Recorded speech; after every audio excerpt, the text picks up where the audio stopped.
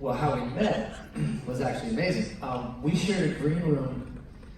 I'll make this quick. We shared a green room at one of the like jingle ball type things. I still can't remember what the event was. American Idol for them. American Idol film. It's like American Idol Jingle Ball.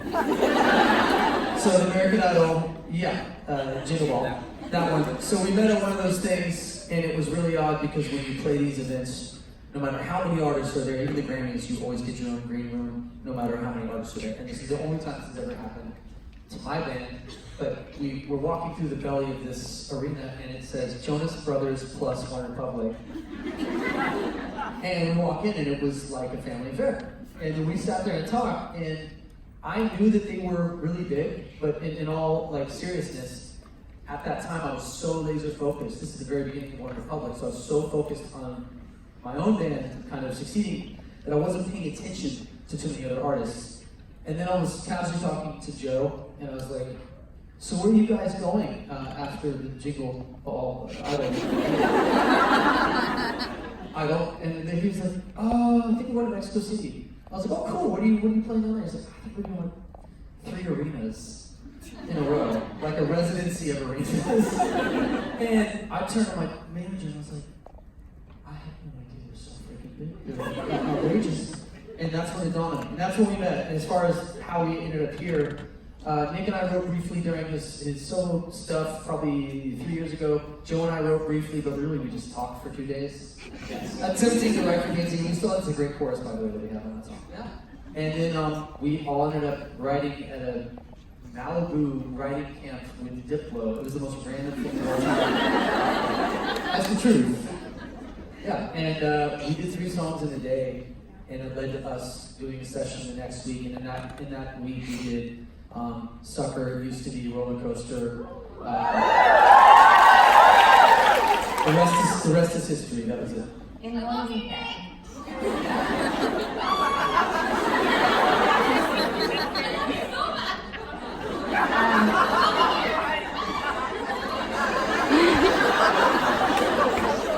I think she follows your Pinterest.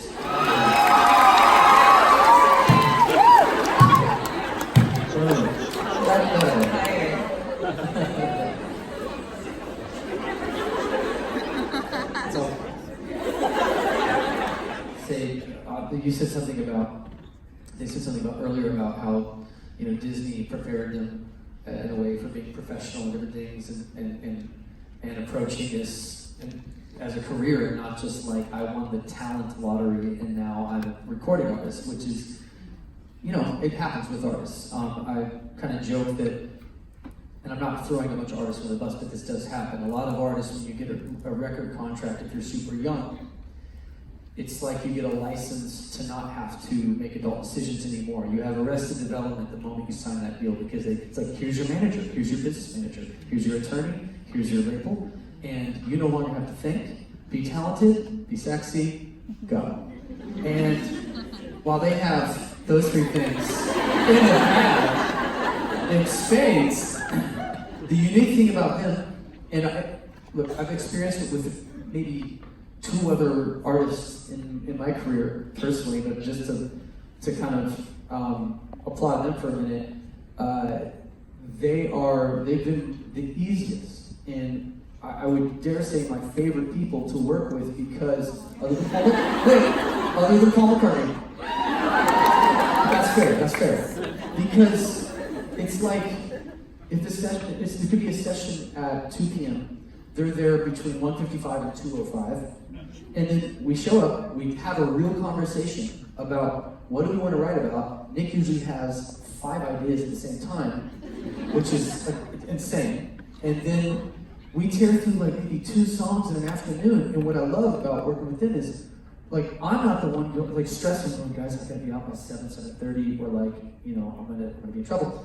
They're like, hey, so we actually are gonna have dinner with our wives, and we need to be out by 6:30. And we finish writing this incredible song, and we go live our lives, and it's just so functional, it freaks me out. It's too functional, it's amazing. Anyway, thank you. I'm a sucker for you and them. Thank you. Thank you.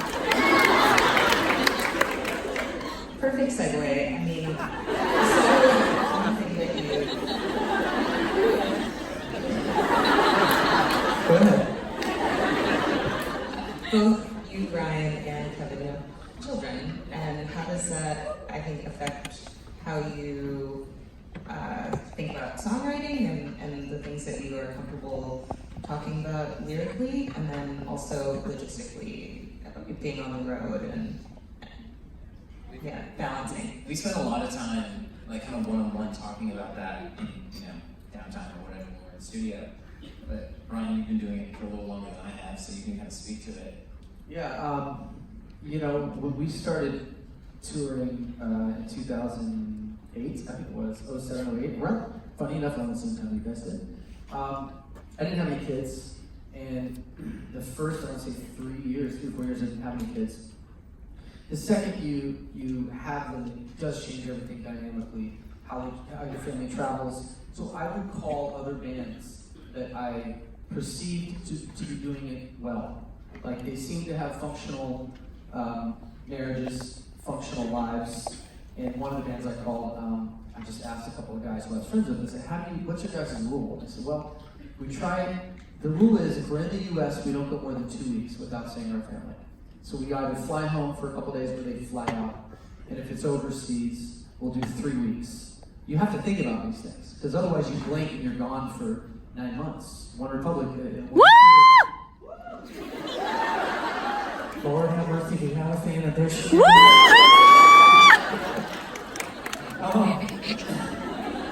Yeah. But when we were getting that thing going, we on our third album, Native, we toured for 2.5 years. So this is for you, Ryan.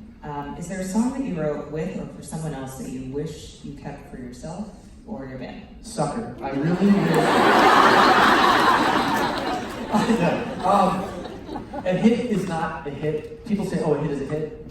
A hit is a great song. It has to be connected and melded and mixed. What they brought to Sucker, what they added to it, is something that I never could have done, and no other act on earth would have done it better than them, and it changed the temperature on the record. You have to acknowledge the right artist and the right song. To that end, there aren't any songs that I necessarily wish I could take back. The one song I'm jealous of that I did for anybody else that I could have changed the lyrics maybe, that I'm just jealous of it, is Rumor Has It, Adele. When I wrote it, the moment she recorded it, I was like, oh shit, that's so good.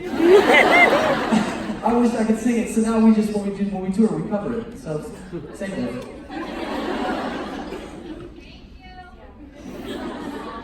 I got you, girl. Hit me on MySpace after, right? Maybe don't give it away. Share it without here, I'll share it with you. Lizzo is another artist I'm like. There's a song called Phone that she has about losing your phone in a nightclub. I've always loved that song, I can relate.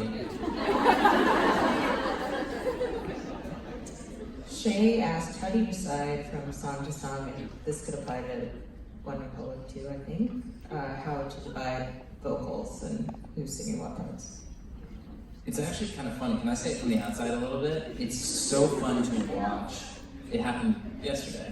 Yeah, it happened yesterday. And to see, like, I think it's just so dialed in at this point. It's just like melody, tone, conversation. It's like instantly just kind of, we know.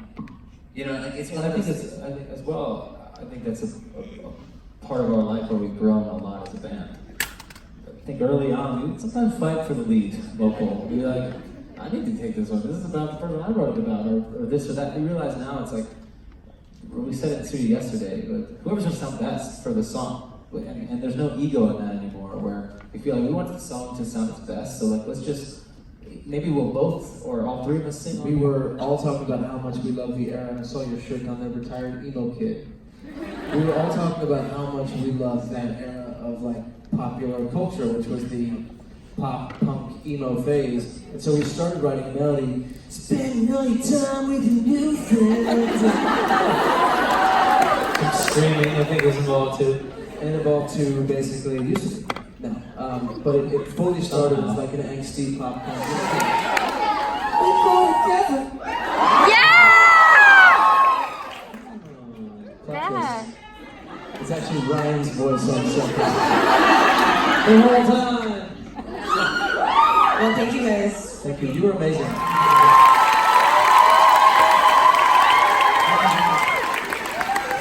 Ryan! Ryan! Ryan! Ryan! Ryan! Ryan! Ryan! Come here, please, please, please. I'm your biggest fan. Look, can I please get a photo with you? I came here just. I love you so much. I love you. I was in the.